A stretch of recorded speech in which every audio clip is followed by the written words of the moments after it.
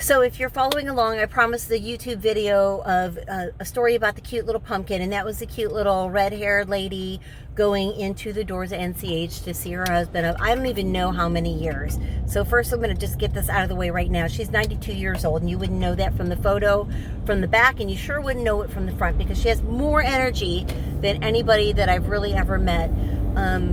You know, the long story short is they were neighbors of mine when I lived in my last house, like maybe, I think it's almost been 6 years now. And they were the condo commandos. There was always like an uproar over something we did. Plus, you know, we are not a quiet people. We are not a bashful people. So like there was kids and skateboards and bikes and dogs and frisbees and baseball and just nonsense. I mean, at one point, let me just say this. John had an airboat that he brought on a trailer and pulled in front of the house, and he made his sister stand behind it and he fired it up and flew her down the street. Ah, it's so loud. I mean, it's an airplane propeller. So like it was like there was an airplane in the street, okay, and a girl got blown down the street. Like stuff like that happened, and they were very unhappy.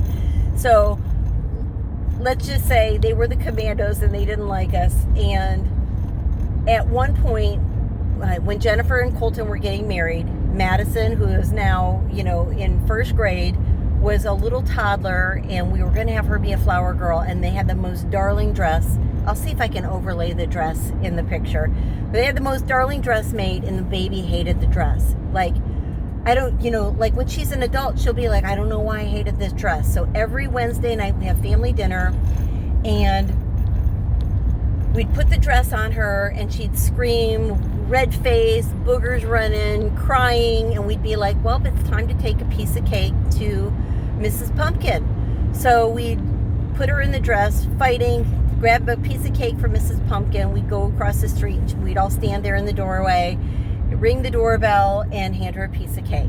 So I don't know, after, you know, dozens of weeks of us giving cake to Mrs. Pumpkin, it must have softened her heart. So I listed my home for sale, and Mr. and Mrs. Pumpkin came over, and they're standing at the front door crying. We can't believe you're leaving. We're going to miss you so much. We love you. You're all we have. And I'm like, how did this happen? Like, they didn't like us because we put airplanes in the street and do crazy things with kids and dogs and bonfires and all kinds of stuff. And they were heartbroken that I was moving.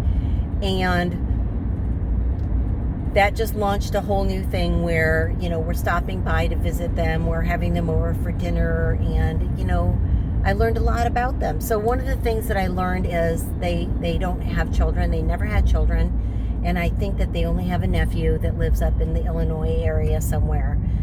So we were it. And,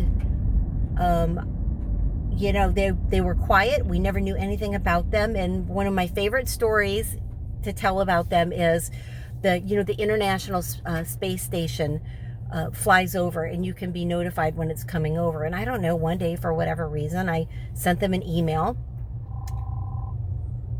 Oops, I'm going to have to go.